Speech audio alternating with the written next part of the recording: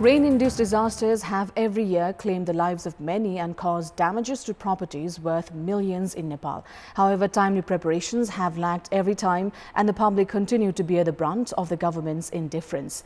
Around 2,500 households in Udaipur have been relocated to safer grounds for the time being. However, a strong preparedness is due on part of the authorities. Good morning, I'm Sarah Sapsanamma and these are the headlines of the hour. The ruling coalition reaches a consensus on holding the provincial and parliamentary elections on 20th of November. Final decision to be taken by the cabinet today. Private schools charging exorbitant fees as local levels are yet to set these standards. More than 100,000 rupees being charged for admission in grade 11. China gears up for military exercises in the seas around Taiwan, following top U.S. politician Nancy Pelosi's trip to the island. Taiwan says 27 Chinese warplanes had entered its defense zone.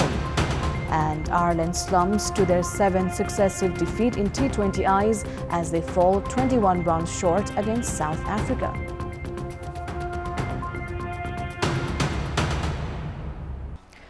The five parties of the ruling alliance have reached an agreement to hold the upcoming parliamentary and provincial elections on the 20th of November. Following a meeting at the Prime Minister's official residence in Baluwatar yesterday, General Secretary of the Unified Socialist Party Beduram Bhusal informed that the alliance had agreed to hold the polls on 20th of November. Bhusal said the final decision regarding the dates would be taken by the meeting of Council of Ministers today. Officials of the Election Commission had met with Prime Minister Sher Bahadur Deuwa on 6th of July and proposed the government to announce to hold the election on November 2nd, saying that it needs 120 days to prepare for the polls. However, the government had dilly-dallied as it tried to reach a consensus on an election equation within the ruling coalition. Settlements in Udaipur have been flooded as Saptakosi embankment has burst. Around 2,500 at-risk households have been relocated to safer places. Settlements of Belaga Municipality, Ward number 1, 2, 3, 8 and 9 in Belaga Municipality were inundated yesterday. The flood has displaced the local residents and compelled them to seek refuge at safer grounds. However, in doing so, the local residents have left behind all of their assets.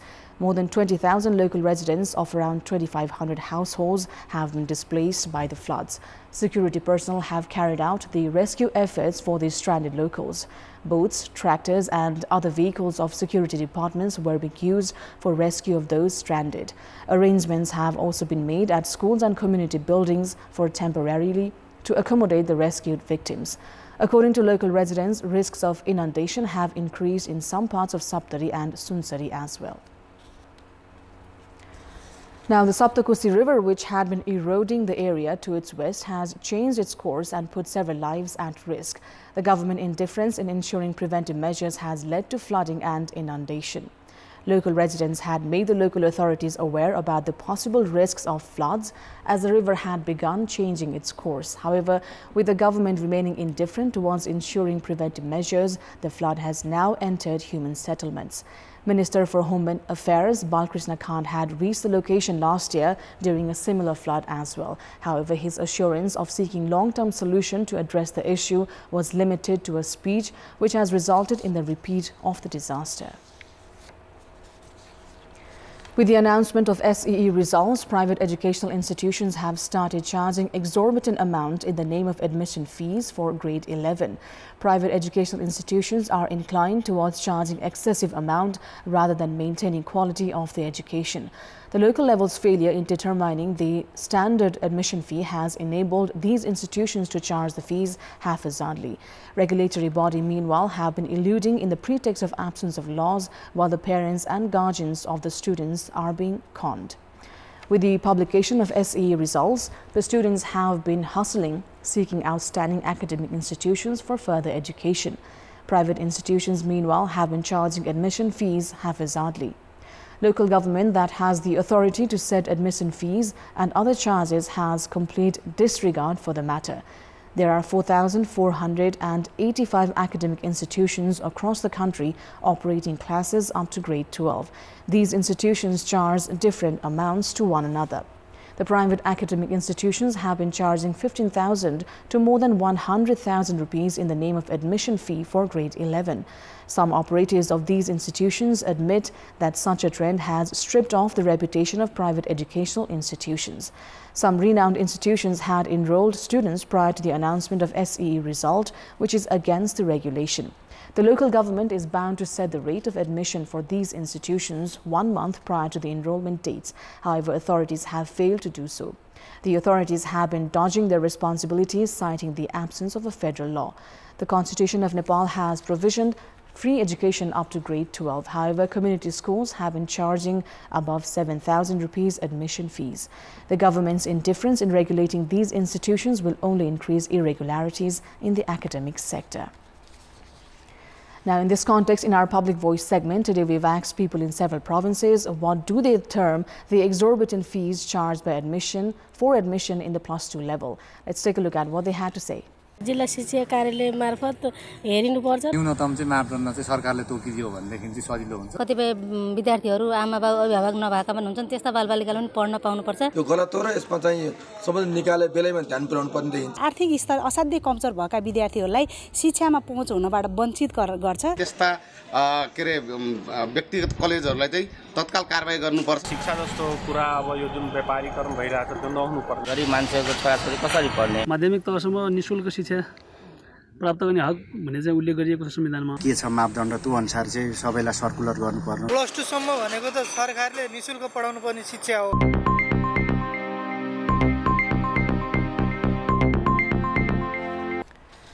The government does not seem to have paid adequate attention towards the implementation of the recommendations of National Human Rights Commission. Despite basic hearing in regard to compensations, the Commission's recommendations on proceeding with cases of serious nature have yet to be implemented.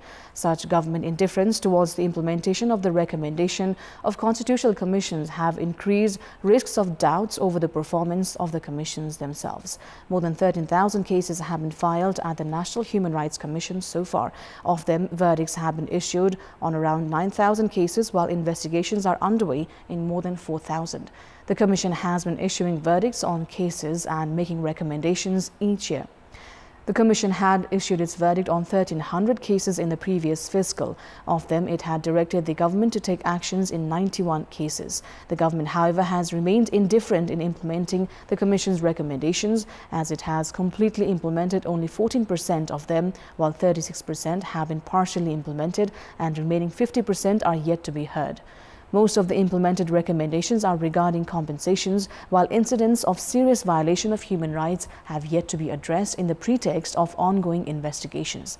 The NHRC was compelled to publish a list of 266 individuals for violation of human rights after its recommendations met deaf ears of the government. That effort also seems to have failed to draw the government attention. Former officials of the Commission have said that such indifference from the government raises questions about the existence of the entity.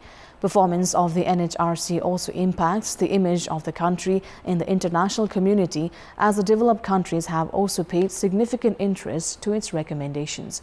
However, the government irresponsibility in this regard is likely to send a negative message about the status of human rights in Nepal. It's time now for our segment Public Pulse, where you text us with your opinion. The question is, why has the government hesitated in implementing the recommendations of the National Human Rights Commission?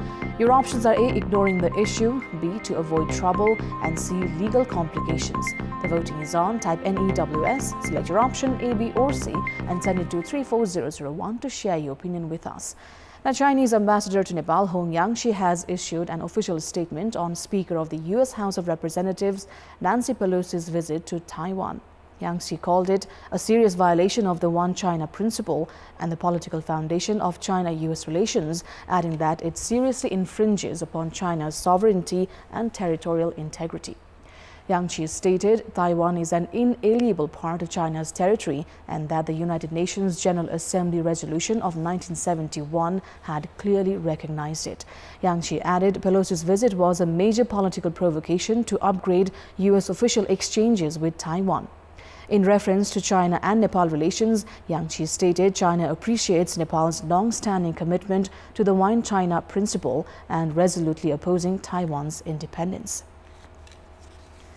Now, the government is gearing up to revive inoperational industries as part of its economic development plan. However, critics opine it will be challenging to resume operations of the industries that shut down due to political interference and warn that the industries will once again be a ground for political appointments.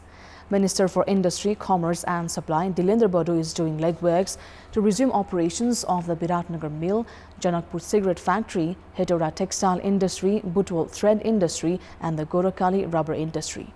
The ministry has prepared 3 modalities to run these industries. The Butwal Thread Factory, where the government holds 59.75% shares, has been inoperational since July 2009. Other industries like Nepal Magnesite Industry, where the government has 75% shares, has been inoperational since 24 years. Gorakali Rubber Industry, that has 38% government investment, has been inoperational since 7 years.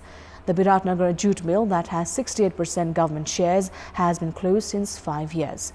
Minister Badu has said the industries will be brought back into operation with support from the private sector, while experts have called the government initiative a political ploy to recruitment. There are 9 government-run, 15 privatized and 8 private industries that are inactive at the moment. Kantipur Media Group has announced of hosting the 3rd edition of the Kantipur Conclave on the 10th and 11th of September.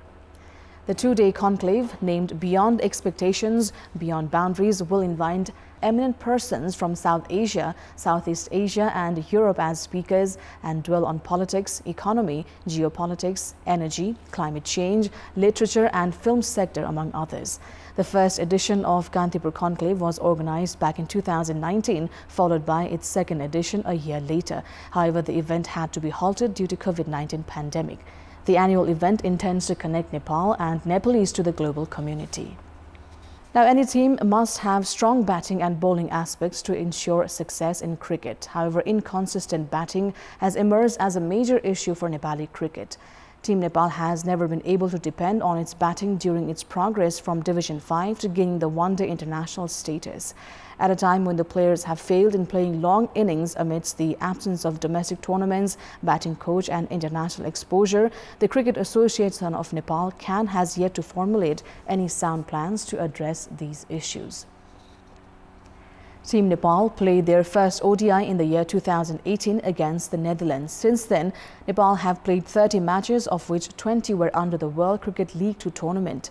Despite the lapse of 4 years since being awarded the ODI status, Nepal's batting aspect is yet to improve. Batters disappointed heavily in the 2 recent series under the League 2, failing to play the entire 50 overs and chase targets over 200 runs are evidences to Nepal's poor batting standards. Only 3 Nepali batters have scored centuries in ODI so far. Of them, former captain Paras Khadka has already retired. 2 other centurions, Dipender Singh Airi and Rohit Paudel, remain in the team but have been plagued with inconsistency and lack of form. In such a situation, upgrading the standards of young players is likely to take time. Prime Minister's Cup and Mayor's Cup are the only 2 50-over tournaments in Nepal. The players are barely provided with international exposure. In addition to that, CAN has yet to formulate sound plans focused on improving the batting aspect of the team. Meanwhile, Nepal's batting department has also failed to click in the 2020 internationals. Failing to chase 175 runs against the United Arab Emirates saw Nepal miss out on the qualification for the T20 World Cup. It is imperative for CAN to address the issues of batting department at the earliest if Nepal is to sustain its ODI status. And that's all for the moment. Thank you for watching. Bye for now.